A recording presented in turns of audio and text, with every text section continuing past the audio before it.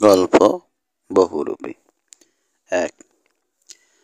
হায়দার সাহেব তার বাসার ছাদে সারা গায়ে সরিষার তেল মেখে বিশাল ভুঁড়িটা বাগিয়ে বেতের চেয়ারে বসে আছেন। তার পরনে শুধু একটা সাদা হাফ প্যান্ট। শীতের সিজনে তার প্রতিদিনকার রুটিন হচ্ছে সারা গায়ে সরিষার তেল মেখে ঘণ্টাখানেক রোদে বসে থাকা।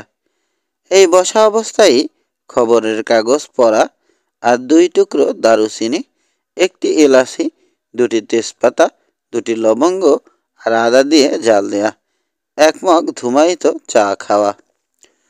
হায়দার সাহেবের কোল্ড অ্যালার্জি আছে। শীতের সিজন এলেই সর্দি, কাশি, গলা ব্যথা, টনসিল ফুলে ওঠা, বিভিন্ন ঠান্ডাজনিত সমস্যা লেগেই থাকে। এইসব সমস্যার জন্য তিনি অ্যালোপ্যাথির, হোমিওপ্যাথির অনেক ডাক্তার দেখিয়েছেন, কিন্তু লাভ কিছুই হয়নি। শেষ পর্যন্ত নামকরা এক কবিরাজের শরণাপন্ন হন তিনি। কবিরাজের নাম ভবেশকর, অত্যন্ত গুণী কবিরাজ। কবিরাজ ভবেশকরই তাকে রোজ ঘণ্টাখানেক রোদে বসে থেকে দারুচিনি, এলাচি, তেজপাতা দিয়ে জাল দেয়া চা খেতে বলেছেন। এই চিকিৎসার নাম রোদ চিকিৎসা। গত 3 বছর ধরে শীত এলেই হায়দার সাহেব কবিরাজের পরামর্শ মতো রোদ চিকিৎসা গ্রহণ করছেন। রোদ চিকিৎসায় তার শরীরের অনেক উন্নতি হয়েছে। এখন আর আগের মতো ঠান্ডা, সর্দি, কাশি তাকে কাবু করতে পারে না। হায়দার সাহেব কবিরাজ ভবেশকরের প্রতি খুবই কৃতজ্ঞ। কৃতজ্ঞতা বোধের কারণে তিনি প্রায়ই কবিরাজ ভবেশকরের সাথে দেখা করতে যান, আর প্রতিবারই কবিরাজ ভবেশকর তাকে 1 বোতল শক্তিরাজ সালসা ধরিয়ে দেন। শক্তিরাজ সালসা নাকি খুবই বলকারক আর রক্তবর্ধক।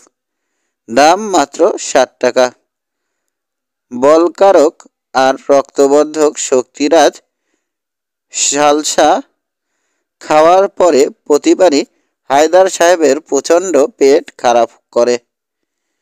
টয়লেটে যেতে যেতে তার অবস্থা এমন হয় যে শেষ পর্যন্ত তাকে হামা দিয়ে চলাফেরা করতে হয়। কবিরাজ ভবেশকরের আবিষ্কৃত আরও অনেক ওষুধ রয়েছে। কুত্ততে জোয়ানি বটিকা, রতিবিলাস বটিকা, স্ত্রী বশীকরণ বটিকা, কামেশ্বর, আশ্চর্য মালিশ, তেলার মর্দামি সবই দুর্বল পুরুষের পুরুষত্ব বৃদ্ধির উপাদান। এর মধ্যে রতিবিলাস বটিকা হচ্ছে যে সমস্ত পুরুষের 3-4 জন স্ত্রী তাদের জন্য। কবিরাজ ভবেশকর শুধুই যে পুরুষত্ব বৃদ্ধির ওষুধ তৈরি করেন তা নয়, তিনি হাঁপানি সেট, আমাশার জম, টাকের দুশ্মন, ডায়াবেটিক কিওর ও এ ধরনের বিভিন্ন ওষুধও তৈরি করেন। কবিরাজ ভবেশকর হায়দার সাহেবের স্ত্রী বশীকরণ বটিকা, কামেশ্বর, আশ্চর্য মালিশ, তেলায় মর্দামি এ ধরনের ওষুধ নেয়ার জন্য অনেক সেধেছেন। হায়দার সাহেব রাজি হননি। তিনি বিরক্ত হয়ে বলেছেন, এটা 58 বছর বয়সে, এই 58 বছর বয়সে স্ত্রী বশ করে কী লাভ। কবিরাজ ভবেশকর উৎসাহিত গলায় বলেছেন, আরে দাদা, আপনার মতো বয়সের লোকদের জন্যই তো এই সব ওষুধ তৈরি করি।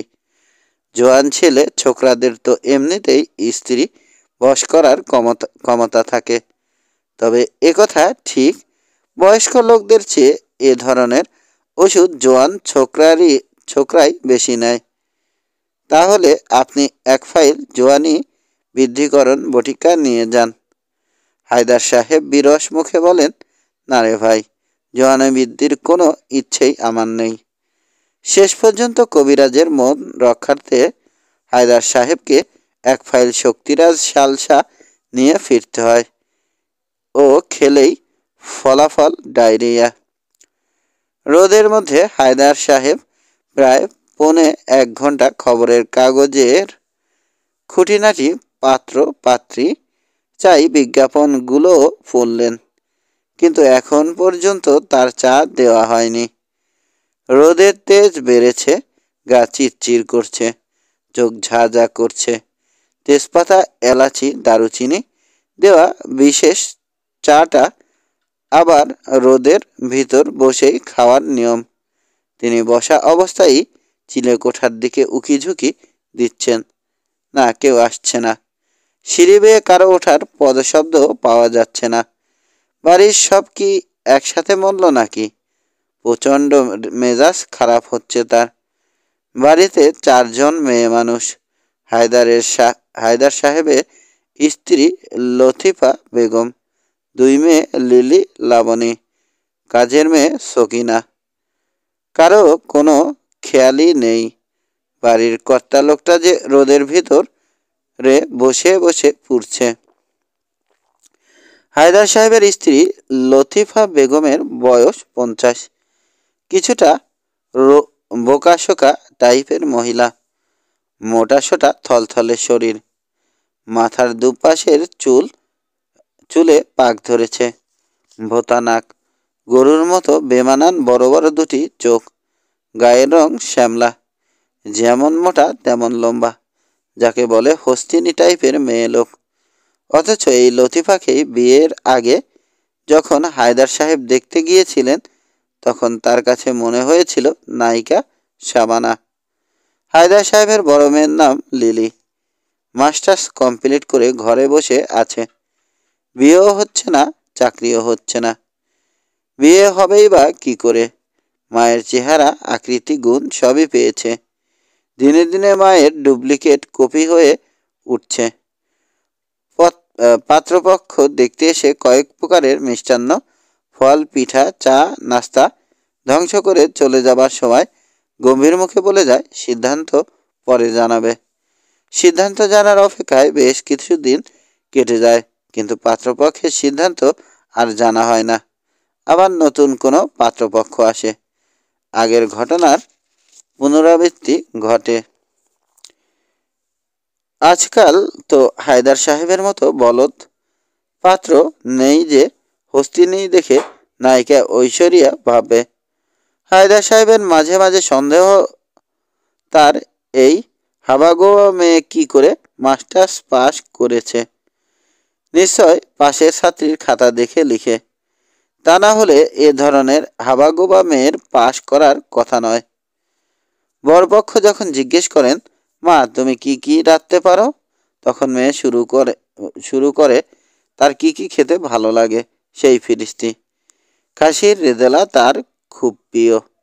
সে 1 বৈঠকে বড় বাটির 3 বাটি রেজালা খেতে পারে।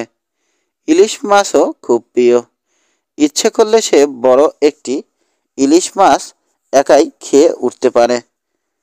তার গরম জিলাপি খুব প্রিয়। সে 1 বৈঠকে 2-2.5 কেজি জিলাপি খেয়ে ফেলতে পারে। বরপক্ষ মেয়ের ওই সব রাক্ষসিনী টাইপের খাওয়ার কথা জেনে তখনই চোখ বড় বড় করে উঠে পড়ে। কি বেহায়া মেয়ে! বরপক্ষ চলে যেতে না যেতেই বরপক্ষের সামনে দেয়া মিষ্টান্ন, পিঠা, ফল গপ গপ করে গিলতে শুরু করে। হায়দার সাহেবের ছোট মেয়ের নাম লাবণী। এই মেয়েটাকে হায়দার সাহেব খুব পছন্দ করেন। যেমন বুদ্ধিমতী তেমন সুন্দর চেহারা, একেবারে লক্ষ্মী মেয়ে। এই মেয়েটা চেহারা পেয়েছে হায়দার সাহেবের মায়ের। হায়দার সাহেবের মা সেই কবে মারা গেছেন। ছোট মেয়েটাকে দেখলেই তার মায়ের কথা মনে পড়ে। মায়ের মতো টানা টানা মায়াকারা চোখ, মাথা ভর্তি রেশমি কালো কোমল চুল, উজ্জ্বল ফর্সা গায়ের রং, যেন মা আবার মেয়ে হয়ে জন্ম নিয়েছে। হায়দার সাহেবের ছোট মেয়ে লাবণী এবারে অনার্স 1ম বর্ষের ছাত্রী। খুবই মেধাবী। এইচএসসি উভয় পরীক্ষারই রেজাল্ট A+। লাবণীকে নিয়ে হায়দার সাহেবের অনেক আশা। রোদে পুড়তে পুড়তে হায়দার সাহেবের মেজাজ যখন পুরোপুরি বিগড়ে গেল, তখন তার স্ত্রী লতিফা বেগম চা হাতে ছাদে এসে উপস্থিত হলেন। লতিফা বেগমের সারা মুখে হলুদ আঠালো কি যেন মাখা। উপটান বোধ হয়, এই বয়সে রূপচর্চা। হায়দার সাহেবের মেজাজ আরও 1 ডিগ্রি চলল। তাকে রোদের মধ্যে বসিয়ে রেখে উনি ঘরের ভিতরে বসে রূপ সাধনা করছেন। মনে মনে তিনি আরও একটা কুৎসিত কথা বললেন, যে না চেহারা কুত্তায় দেয় পাহারা। চায়ের মগে চুমুক দিয়ে হায়দার সাহেবের মেজাজ আরও 1 ডিগ্রি খারাপ হলো। চা যেমন ঠান্ডা তেমন মিষ্টি, মনে হচ্ছে তেজপাতা লবঙ্গ দারুচিনি দেয়া খেজুরের রসের পায়েসের ঝোল খাচ্ছেন। হায়দার সাহেব যতটা সম্ভব নিজেকে নিয়ন্ত্রণ করে গম্ভীর গলায় বললেন, চা দিতে এত দেরি হলো কেন? তুমি জানো না রোদে বসার আধা ঘন্টার মধ্যে আমার চা খাওয়ার নিয়ম? লতিফা বেগম কিশোরীদের মতো আহ্লাদি গলায় বলে উঠল, চা তো তোমার সেই আধা ঘন্টা আগেই বানানো হয়েছে। ঝামেলা বাঁধলো তো লিলি। আমার সব সময় উপটান দিই ঠান্ডা পানি বা গরুর দুধ দিয়ে লেই বানিয়ে। কিন্তু আমরা সবসময় উপটান দিই ঠান্ডা পানি বা গরুর দুধ দিয়ে লেই বানিয়ে। কিন্তু আজ লিলি বলল উপটান মাখবে গরম চা দিয়ে লেই বানিয়ে। তাই তোমার চা থেকে সামান্য একটু চা নিয়ে উপটানের লেই বানানো হলো। গরম গরম মুখে মাখলাম, বেশ আরাম লেগেছে।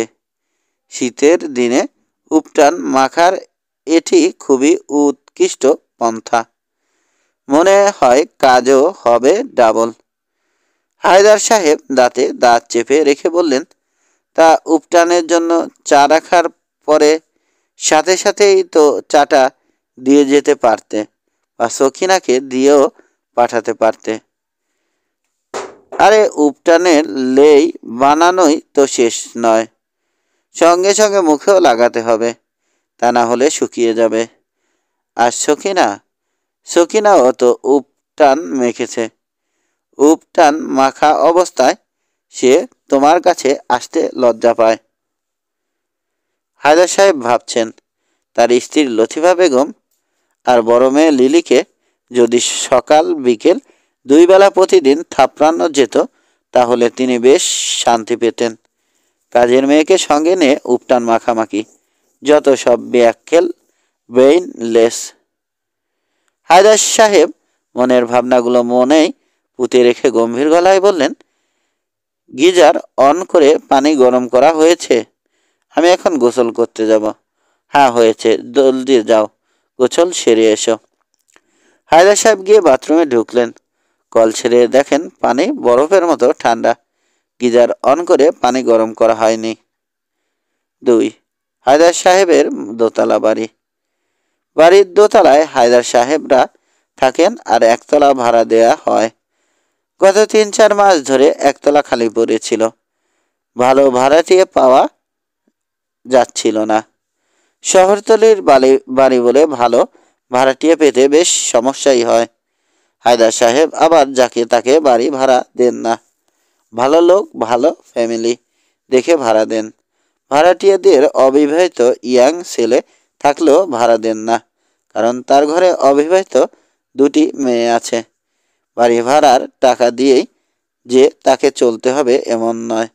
তিনি একটা সরকারি ব্যাংকের ম্যানেজার হয়ে রিটায়ার্ড করেছিলেন। রিটায়ার্ড করার পর জিপি ফান্ড, প্রভিডেন্ট ফান্ড সব মিলিয়ে বেশ ভালো একটা অ্যামাউন্ট পান তিনি।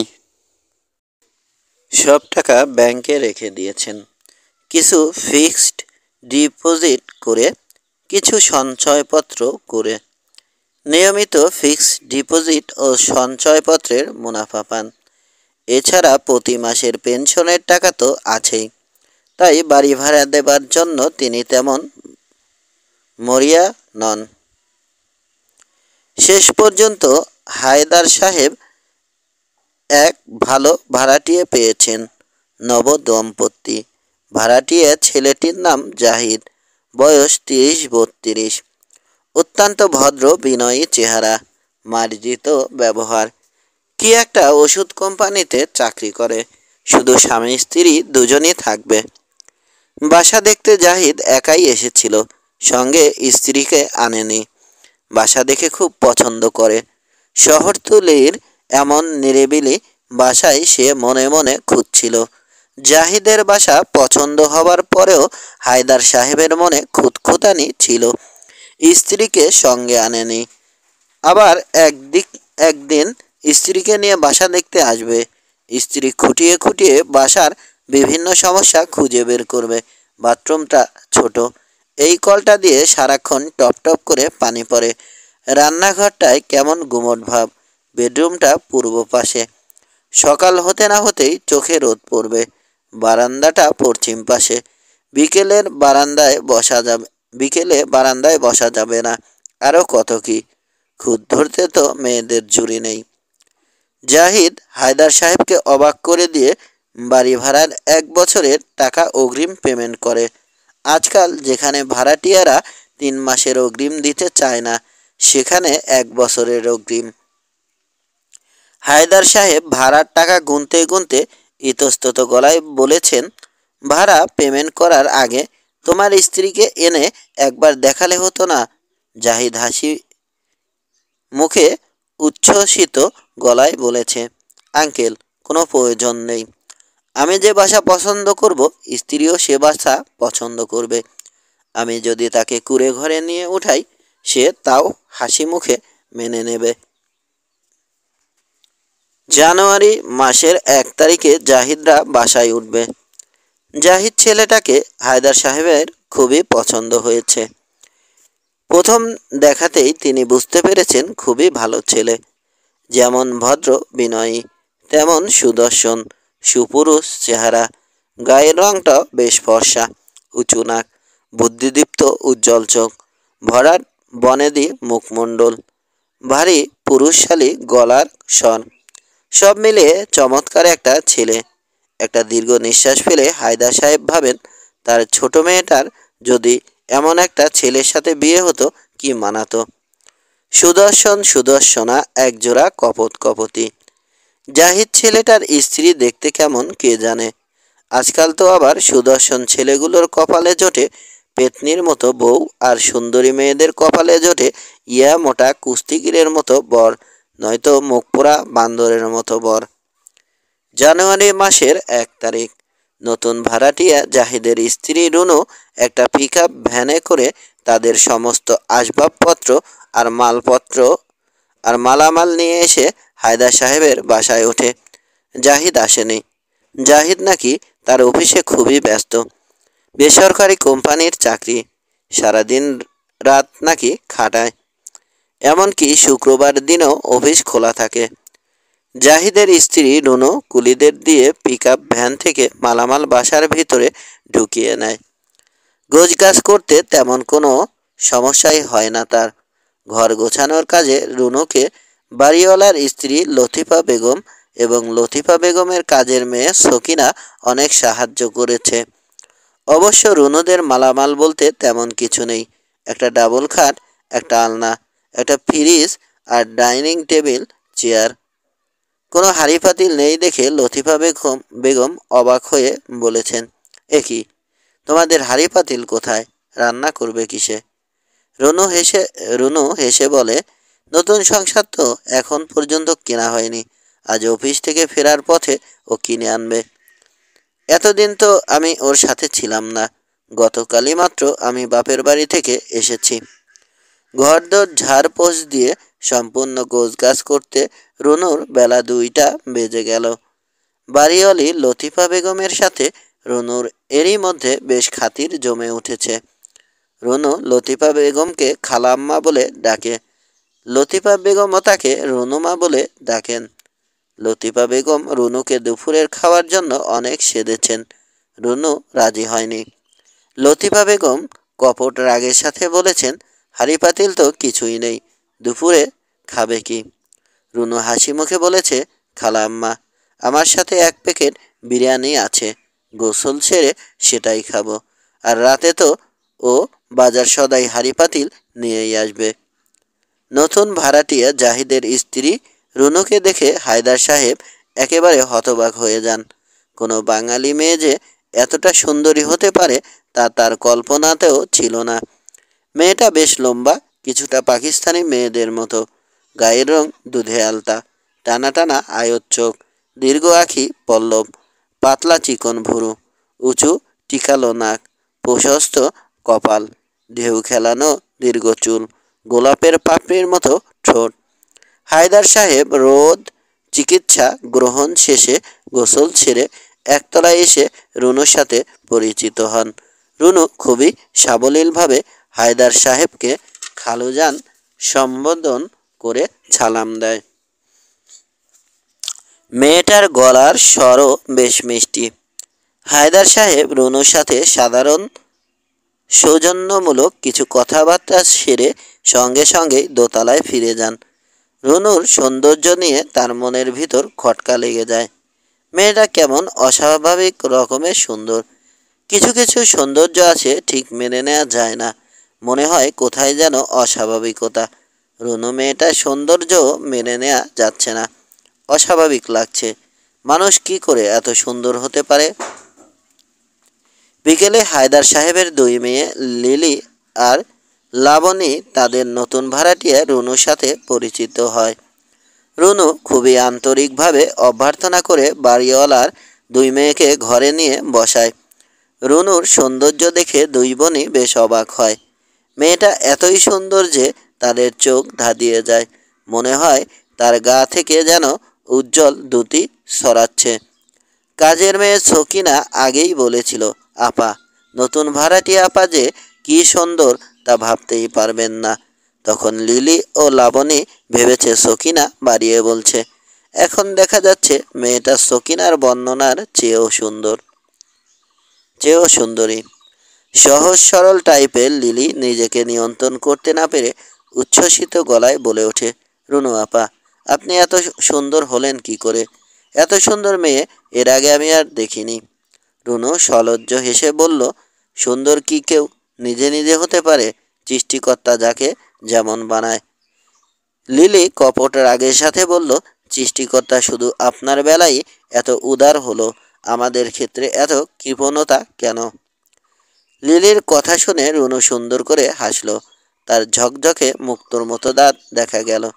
সারা বিকেলটা কাটল রুনু, লিলি আর লাবণী তিনজনের আড্ডায়। হাসি ঠাট্টা তামাশায় ছিল পরিপূর্ণ। রুনুর সাথে লিলির সম্পর্ক বেশ স্বাভাবিক হয়ে গেল। তবে চুপচাপ স্বভাবের লাবণী তেমন স্বাভাবিক হতে পারল না। সে সারাক্ষণ গভীর মনোযোগের সাথে রূপবতী রুনুকে পর্যবেক্ষণ করছে। রুনুর সৌন্দর্যে সেও বেশ অবাক হয়েছে। তার চেয়েও বেশি অবাক হয়েছে রুনুর চেহারায় সৌন্দর্যের আড়ালে এক ধরনের কাঠিন্য দেখে। আর একটা ব্যাপার লক্ষ্য করেছে, রূপবতী রুনুর গা থেকে কাঠপোড়া ঝাঁঝালো গন্ধের সাথে টক দইয়ের গন্ধ মেশানো যেমন গন্ধ হবে, টক দইয়ের গন্ধ মেশালে যেমন গন্ধ হবে সে ধরনের উৎকট ঝাঁঝালো একটা গন্ধ পাওয়া যায়। কাছে গেলে গন্ধটা তীব্র হয়, অথচ সে গায়ে পারফিউমও মেখেছে। পারফিউমের গন্ধকেও হার মানিয়ে উৎকট ঝাঁঝালো গন্ধটা পাওয়া যায়। 3 অনেক রাত, সবাই গভীর ঘুমে। হায়দার সাহেবের কাজের মেয়ে সকিনার থাকার ব্যবস্থা রান্নাঘরের পাশের ছোট কামরায়। সকিনা তার কামরায় মেঝেতে তোশক বিছিয়ে ঘুমায়, লেপ গায়ে। সকিনা তার কামরায় মেঝেতে তোশক বিছিয়ে ঘুমানো, লেপ গায়ে। শুধু সকিনার মুখটা লেপের বাইরে। অন্ধকার কামরা। হঠাৎ অদ্ভুত অস্বস্তি বোধে সকিনার ঘুম ভেঙে গেল। কে যেন তার মুখের উপরে গরম নিঃশ্বাস ফেলছে। নিঃশ্বাসে বোটকা গন্ধ। এছাড়া ঝাঁঝালো উৎকট আরও একটা গন্ধ পাওয়া যাচ্ছে। সকিনা ঘুম ভেঙে ও মাগো বলে চিৎকার করে লাফ দিয়ে উঠে ঘরের আলো জ্বালল। এতদিনের পরিচিত ছোট্ট কামরার সুইচবোর্ড খুঁজে পেতে তার বেগ পেতে হলো না। ঘরে আলোকিত হতেই সকিনা দেখল মিশমিশে কালো মোটাসোটা একটা বিড়াল ঘরের ভেতরে। বিড়ালটার চোখ দুটো জল জল করছে। বিড়ালটার চেহারা যেমন নাদুস নুদুস, তাতে মনে হচ্ছে ওটা হুলো বিড়াল। সখিনা হাত উঁচিয়ে হুস হুস শব্দ করলো। বিড়ালটা এক চুলও নড়ল না। হিংস্র বুনো দৃষ্টিতে সখিনার দিকে তাকিয়ে ঘর ঘর করে এক ধরনের শব্দ করতে লাগলো। সখিনা হাই হুস করতে করতে কিছুটা সামনে এগিয়ে গেল। হঠাৎ হঠাৎ বিড়ালটা লাফ দিয়ে যেন উড়ে এসে সখিনার মুখের উপর খামচে ধরল। ও মা গো রে, ও বাবা রে বলে গলা ফাটিয়ে চিৎকার শুরু করলো সখিনা। চিৎকারের শব্দে ওপাশের কামরা থেকে হায়দার সাহেব আর লতিফা বেগম ঘুম ভেঙে ছুটে এলেন। ততক্ষণে খোলা জানালা দিয়ে বিড়াল পালিয়ে গেল। বিড়ালটা আশ্রে খামচে সকিনার মুখ, গলা একেবারে ক্ষতবিক্ষত করে ফেলেছে, রক্তাক্ত মুখমণ্ডল। হায়দার সাহেব আর লতিফা বেগম সকিনার অবস্থা দেখে হতভম্ব হয়ে গেলেন। তৎক্ষণাৎ তারা কি করবেন ভেবে পেলেন না। সখিনা রক্তাক্ত মুখে হায়দার সাহেব আর লতিফা বেগমের দিকে তাকিয়ে, আম্মা গো, মোরে বিলই হারামজাদা মাইরা ফালান ধরছেলে বলে হাউমাউ করে কেঁদে উঠল। হায়দার সাহেব গলা উঁচিয়ে লতিফা বেগমকে বললেন, জলদি স্যাবলন আর তুলা নিয়ে এসো। লতিফা বেগম তুলা আর স্যাবলন আনতে তাদের বেডরুমের দিকে ছুটে গেলেন। সখিনার কান্না আর হায়দার সাহেব ও লতিফা বেগমের চিৎকার চেঁচামেচিতে লিলি ও লাবণীও ঘুম থেকে উঠে এলো। ভোরবেলা সকিনার গায়ে উথাল পাথাল জ্বর উঠল। জ্বরের ঘোরে বিভিন্ন প্রলাপ বকতে থাকে সকিনা। বিলই, কালা বিলই, ওরে মোরে কামড় দিবে, যা যা হাস, হায় হুস। একটু বেলা হওয়ার পর হায়দার সাহেব গিয়ে একজন ডাক্তার নিয়ে এলেন। ডাক্তার সাহেব সখিনাকে প্রাথমিক পরীক্ষা নিরীক্ষা করে জ্বরের ওষুধ, ব্যথার ওষুধ আর ক্ষত শুকানোর ওষুধ প্রেসক্রাইব করে চলে যান।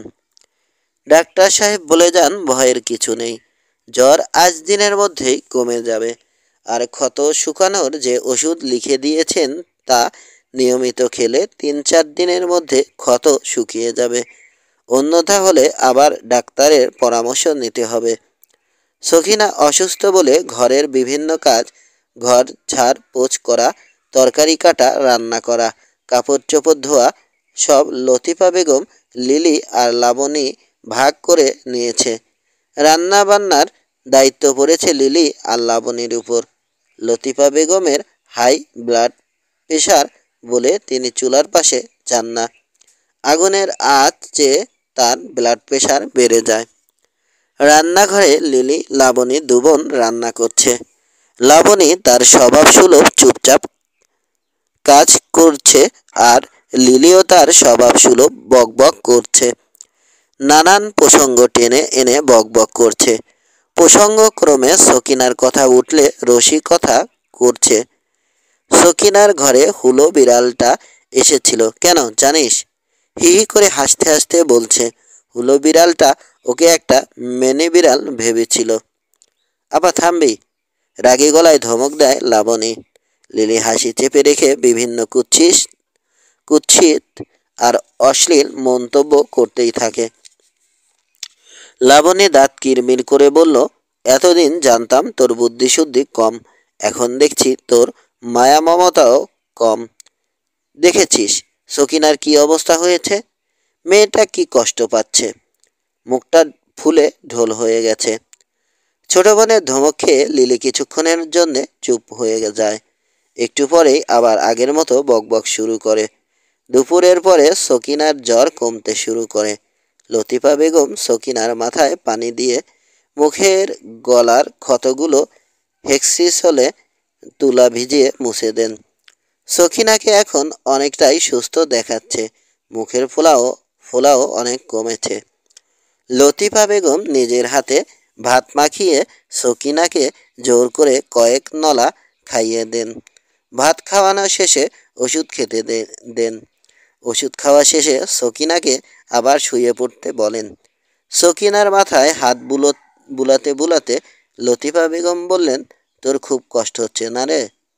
সকিনার মুখের ও গলার ক্ষতগুলোতে বেশ জ্বালা যন্ত্রণা হচ্ছে, কিন্তু সকিনা মুখে বলল, না আম্মা, একটুও কষ্ট হইতেছে না। মুই ঠিক হইয়া গেছি, আপনি নিজের ঘরে গিয়ে আরাম করেন। লতিফা বেগম চলে গেলেন।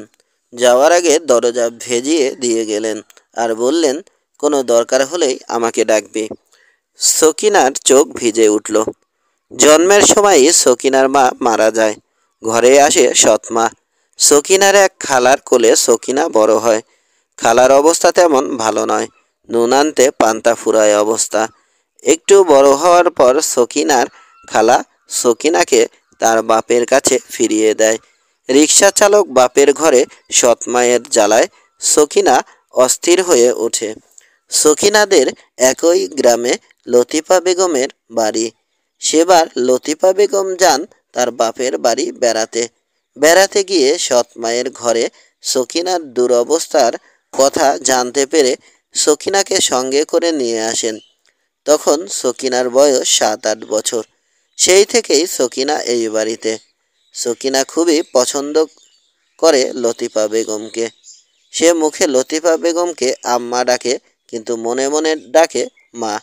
এতদিন পর্যন্ত এই বাড়িতে কিন্তু কোনোদিন লতিফা বেগম তার গায়ে হাত তোলেননি, এমনকি কড়া ভাষায় কখনো ধমকও দেননি। কোনো ভুল করলে বা কাপ পিরিচ গ্লাস ভাঙলেও তিনি একটুও ধমকাধমকি করেন না। অথচ সকিনা শুনেছে অন্যান্য বাড়িতে কাজের মেয়েদের উপর কি অত্যাচার নির্যাতন চলে। অত্যাচার নির্যাতন দূরে থাক, অসুখ বিসুখ করলে লতিফা বেগম মায়ের মতো নিজের হাতে ভাত খাইয়ে দেন, ওষুধ খাইয়ে দেন, সেবা যত্ন করেন। বিকেলে একতলার ভাড়াটিয়া রুনু আপা সকিনাকে দেখতে আসে। আসে গোলাপি রঙের শাড়ি পরেছে, চোখে কাজল দিয়েছে, কপালে ছোট্ট একটা টিপ, খোলা চুল। কি যে সুন্দর লাগছে তাকে বলে বোঝানো যাবে না। রুনু আপার কানের কাছে মুখ নিয়ে ফিসফিস করে লিলি যেন কি বলছে আর ফিকফিক করে হাসছে। রুনু আপার ঠোঁটেও হাসির রেখা। মনে হয় লিলি বলছে, সকিনার ঘরে হুলো বিড়াল কেন এসেছিল? সেই ব্যাখ্যা। রুনু আপা লিলিকে সঙ্গে নিয়ে সকিনার কামরায় ঢোকে। সকিনার কপালে হাত রেখে জ্বর দেখে। সকিনা ঘুমান্ত ছিল। হঠাৎ চমকে ঘুম ভেঙে ভীত চোখে রুনু আপার দিকে তাকিয়ে থাকে সকিনা। ওর চমকানোর কারণ, গত রাতে বিড়ালের গা থেকে সে যে ঝাঁঝালো গন্ধটা পেয়েছে, সেই একই গন্ধ সে এখন আবার তীব্রভাবে পাচ্ছে। রাতে সকিনাকে এক গ্লাস দুধ ছাড়া আর কিছুই খাওয়ানো গেল না। লতিফা বেগম নিজে হাতেই সকিনাকে দুধ খাওয়ান। দুধ খাওয়া শেষে ওষুধ। সকিনাকে এখন বেশ ঝরঝরে লাগছে। তারপরেও লতিফা বেগম সকিনাকে জিজ্ঞেস করলেন, আজ রাতে কি আমি তোর কাছে শোব? একা ঘুমাতে তুই ভয় পাবি না তো? সকিনা সুস্থ স্বাভাবিক গলায় বলল, না আম্মা, কোনো দরকার নেই। আইজো যদি বিলাইডা আয় তয় পিড়াইয়ায় ওডারে মাইরা ফালামু। রাত 12টার দিকে যে যার কামরায় ঘুমোতে চলে যায়। সকিনাও নিজের কামরায় ঘুমিয়ে পড়ে।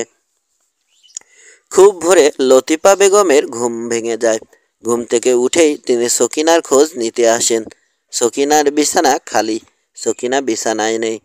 লতিফা বেগম ভাবেন সকিনা বুঝি টয়লেটে গিয়েছে। কিছুক্ষণ অপেক্ষা করার পর তিনি সকিনার খোঁজে টয়লেটের সামনে গিয়ে দেখেন সকিনা টয়লেটে যায়নি। তাহলে গেল কোথায় অসুস্থ মেয়েটা? নিচে গেল। নিচে যাওয়ার উদ্দেশ্যে লতিফা বেগম এগিয়ে দেখেন ঘরের সদর দরজা ভিতর থেকে আটকানো। তাহলে সকিনা কোথায়? তিনি সমস্ত ঘরে ছাদে সকিনাকে খোঁজেন না, কোথাও সকিনা নেই। লতিফা বেগম ডেকে ডেকে ঘরের সবাইকে ঘুম থেকে জাগান। সবাইকে একত্রিত করে সকিনাকে যে খুঁজে পাওয়া যাচ্ছে না তা জানান। অথচ ঘরের সদর দরজা ভিতর থেকে আটকানো। হায়দার সাহেব কিছুক্ষণ ভেবে বললেন, সকিনা হয়তো রাতেই সবার অগোচরে বাইরে গিয়েছিল। তারপরে কেউ হয়তো দরজা আটকিয়ে দিয়েছে। লতিফা বেগম চিন্তিত গলায় বললেন, তাহলে মেয়েটা সারা রাত ধরে কোথায়? দেখো আশেপাশে খোঁজ খবর করে। একতলায় জাহিদের ঘরেও থাকতে পারে। সকিনাকে আশপাশে সব জায়গায় খোঁজা হলো, কিন্তু কোথাও খুঁজে পাওয়া গেল না। হায়দার সাহেব ভেবে বের করলেন সকিনা তার দেশের বাড়ি তার খালার কাছেও যেতে পারে। খোঁজ নিতে সেখানেও লোক পাঠানো হলো। রাত 10টা পর্যন্ত সকিনার কোনো খোঁজ খবর পাওয়া গেল না। রাত 10:30টার দিকে সকিনার দেশের বাড়িতে খোঁজ নিতে যাওয়া লোকটা ফিরে এলো। সকিনা সেখানেও যায়নি। হায়দার সাহেব গভীর ভাবনায় পড়লেন। এখন তিনি কি করবেন? কোথায় খোঁজ করবেন সকিনার? ভেবে ভেবে শেষ পর্যন্ত সিদ্ধান্ত নেন স্থানীয় থানায় জানাবেন। রাত 12টা বেজেছে। এত রাতে একা একা থানায় যেতে হায়দার সাহেব অস্বস্তি বোধ করেন। ভাবেন একতলার ভাড়াটিয়ে জাহিদ ছেলেটাকে সঙ্গে নিয়ে যাবেন। জাহিদের খোঁজ করতে গিয়ে দেখেন জাহিদ তখনও বাসায় ফেরেনি। জাহিদের স্ত্রী রুনু জানায়, খালুজান একটু অপেক্ষা করুন, ও এখনই ফিরে আসবে। হায়দার সাহেব দোতলায় ফিরে এসে ঝিম মেরে বসে জাহিদের ফেরার অপেক্ষা করেন। কিছুক্ষণের মধ্যেই জাহিদ এসে উপস্থিত হয়। থানার ওসি সাহেব মিসিং ডায়েরি করে রেখে যেতে বলেন। সকিনার কোনো ছবি থাকলে কাল এসে থানায় জমা দিতে বলেন। এছাড়া ওসি সাহেব আরও অনেক উল্টাপাল্টা প্রশ্নও করেন। মেয়েটার বয়স কত? এই 21-22 বছর। আইসি, যুবতী মেয়ে। তা আপনি ছাড়া বাড়িতে আর কোনো ইয়ং ছেলে টেলে আছে? না, নেই। কারোর সাথে প্রেম টেম করতো নাকি? আমার জানা নেই। বাড়িতে কোনো ইয়াং ছেলের আসা যাওয়া আছে? না, নেই। কত বছর ধরে বাড়িতে আছে? চেহারা কেমন? দেশের বাড়ি কোথায়? কেমন স্বভাবের? আরও অনেক প্রশ্ন। জাহিদকেও কিছু প্রশ্ন করেন ওসি সাহেব। কবে থেকে হায়দার সাহেবের বাড়িতে ভাড়া থাকছে? কয়জন সদস্যের পরিবার? আগে কোথায় ছিল? কি করে? থানা থেকে বেরোতে রাত 2টা বেজে যায়। রাস্তায় লোকজন নেই বললেই চলে। বেশ কুয়াশা। সিটটাও জাঁকিয়ে পড়েছে। কোনো খালি রিক্সা পাওয়া গেল না। হায়দার সাহেব আর জাহিদ হেঁটে হেঁটে বাড়িতে ফিরতে লাগলেন। চুপচাপ দুজনে হেঁটে চলছেন। হায়দার সাহেবের মনটা খুব খারাপ। একে সকিনাকে খুঁজে পাওয়া আর দুশ্চিন্তা, তার উপর ওসি সাহেবের কথার ধারণও ভালো লাগেনি। বাড়ির কাজের মেয়ে নিখোঁজ হলে আজকাল বেশ ঝামেলায় পড়তে হয়। পুলিশ প্রথমেই সন্দেহ করে বাড়ির লোকজনদের। দুশ্চিন্তাগ্রস্ত হায়দার সাহেব কিছুটা কুঁজো হয়ে হাঁটছেন। পাশে পাশে হাঁটছে জাহিদ। হঠাৎ হায়দার সাহেব লক্ষ্য করলেন জাহিদের গা থেকে ভুর ভুর করে টক টক ঝাঁঝালো একটা উৎকট গন্ধ বেরোচ্ছে। তিনি বেশ অবাক হন। এমন সুদর্শন একটা ছেলের গায়ে এরকম বিচ্ছিরি গন্ধ। আরও একটা ব্যাপার লক্ষ্য করে তিনি অবাক হন। এই প্রচণ্ড শীতের মাঝেও জাহিদের গায়ে পাতলা একটা শার্ট।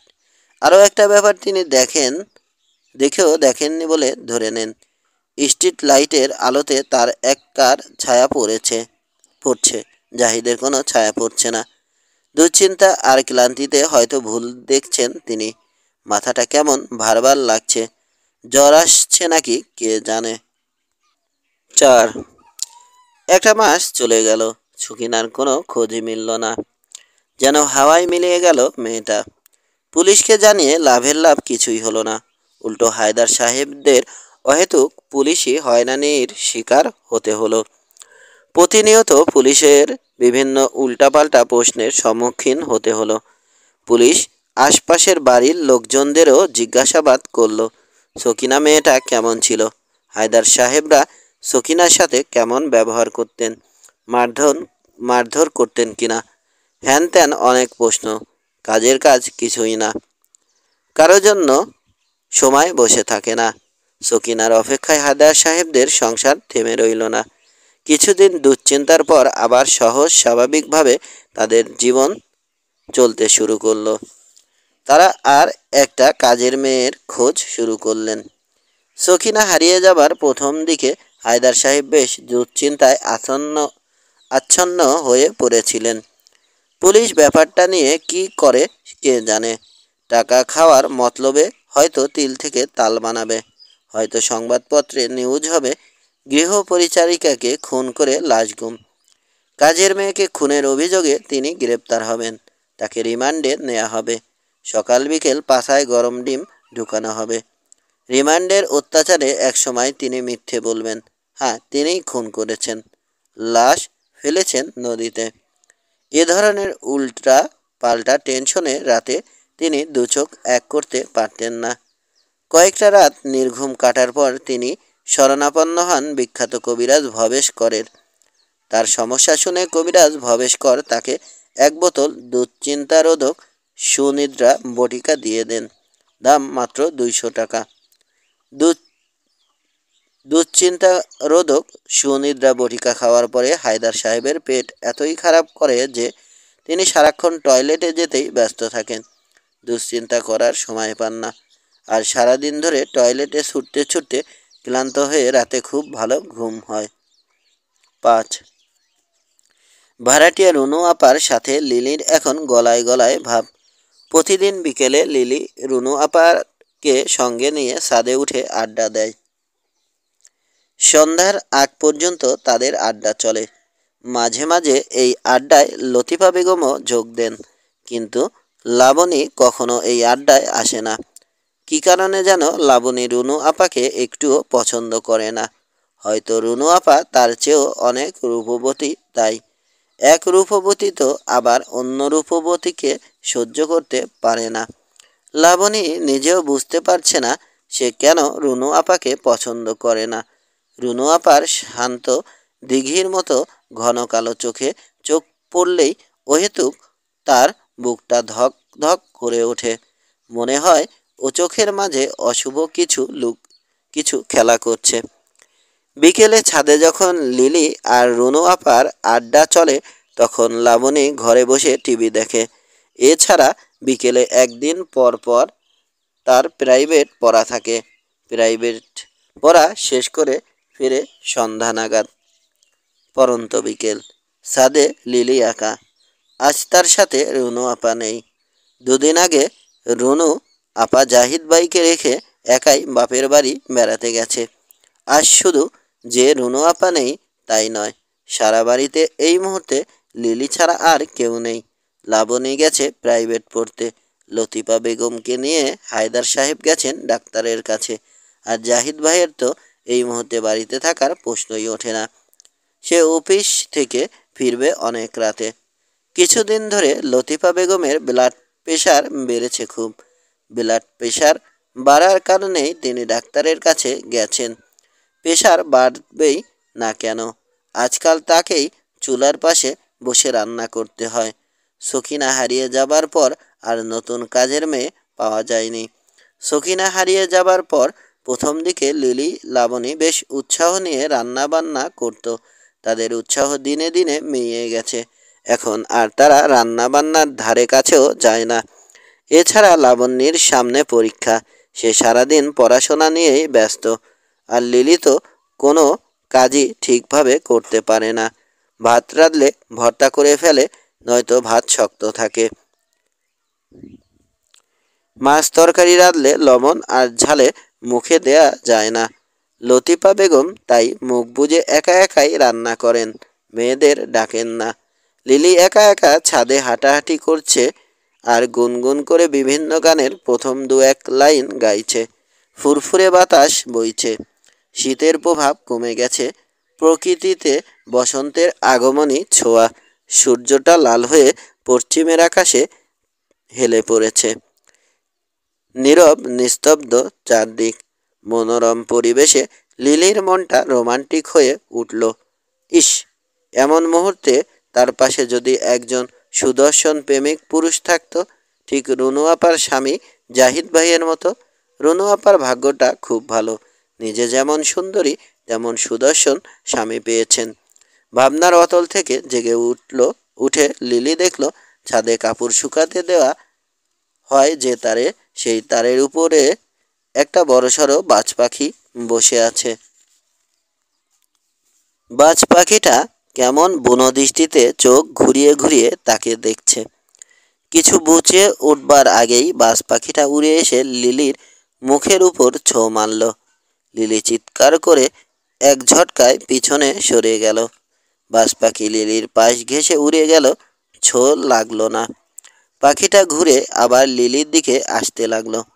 দৌড় দিয়ে সরে যাবার উদ্দেশ্যে পা বাড়ানোর আগেই বাজ পাখিটা লিলির মুখের উপর হামলে পড়ল। বাজ পাখিটা তীক্ষ্ণ নখ আর ঠোঁটের আঁচড়ে মুহূর্তে লিলির মুখমণ্ডল ক্ষতবিক্ষত করে ফেলল। লিলি চিৎকার করতে করতে দুহাত দিয়ে ঝটকা মেরে কোনো ক্রমে বাজ পাখিটাকে মুখের উপর থেকে সরালো। পাখিটা তৎক্ষণাৎ ঘুরে উড়ে এসে আবার লিলির মুখের উপর ছো মারার জন্য উদ্যত হলো। লিলি চেঁচিয়ে কাঁদতে কাঁদতে পিছনে সরতে লাগলো। পিছনে সরতে সরতে একসময় লিলি ছাদ থেকে পড়ে গেল। পড়ে যাবার ঠিক আগ মুহূর্তে লিলি বাজ পাখিটার গা থেকে একটা ঝাঁঝালো গন্ধ পেল। গন্ধটা তার খুব পরিচিত মনে হলো। সন্ধ্যার কিছুক্ষণ পরে হায়দার সাহেব ও লতিফা বেগম ফিরে এলেন। প্রায় একই সময়ে লাবণীও ফিরে এলো। সমস্ত বাড়িটা কেমন পুরো বাড়ির মতো অন্ধকারে ডুবে আছে। দোতলা একতলার কোনো কামরায় আলো জ্বলছে না। তাহলে কি ইলেকট্রিসিটি নেই? আশেপাশের বাড়িগুলোর দিকে তাকিয়ে দেখা গেল ইলেকট্রিসিটি আছে। তাহলে লিলিকে নিয়ে আর পারা গেল না। মনে হয় বিকেল থেকেই ঘুমোচ্ছে। বিরক্ত গলায় বললেন লতিফা বেগম। হায়দার সাহেব রাগী গলায় বললেন, ঘুমোবে না? আহ্লাদ দিয়ে দিয়ে যা বানিয়েছ, অলস অকর্মার ঢেকি। লতিফা বেগম বেশ মনক্ষুণ্ণ হলেন। বড় মেয়েটা বোকাশোকা সহজ সরল টাইপের হয়েছে বলে তাকেই সব সময় দোষারোপ করা হয়। সমস্ত দোষ যেন তার। লিলি, লিলি, এই লিলি। নিচে দাঁড়িয়েই কিছুটা তেজি গলায় ডাকতে লাগলেন লতিফা বেগম। কোনো সারা শব্দ নেই। হায়দার সাহেব টিপ্পানি কাটার ভঙ্গিতে বললেন, এত দূর থেকে ডাকার শব্দেই তোমার কুম্ভকর্ণের ঘুম ভাঙবে, তাই ভাবছ?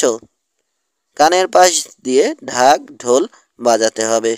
লাবণী গলায় সন্দেহ আর বিরক্তি নিয়ে বলল, দেখো বাবা, তুমি অহেতুক আপার নামে বদনাম করো না।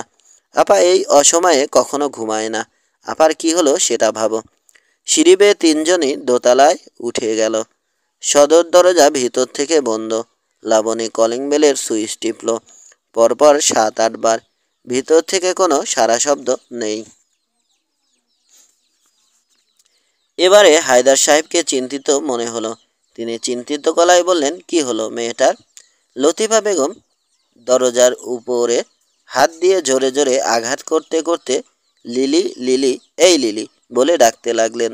লাবণী, আপা, আপা, এই আপা বলে গলা ফাটিয়ে ডাকতে লাগলো। অবস্থা ওই বস। কোনো সারা শব্দ নেই।